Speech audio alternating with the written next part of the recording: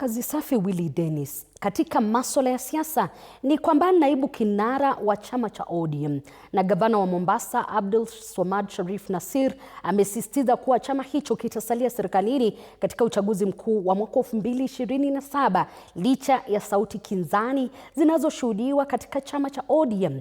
Akizungumza akiwa Mombasa, Abdul Swamad amesema kuwa anafahamu kuwa kuna baadhi ya wanachama wenye njama ya kuuza chama na kujiunga na miungano tofauti, lakini anasisitiza kuwa iwapo ODM itachukua mwelekeo tofauti, hilo litakuwa wazi na rasmi kwa umma. Tulianzisha chama, hatutoki. Some of those people, wale ambao kwamba wanajifanya wanaipenda chama sana sana sana, na mtakuja kuyaona.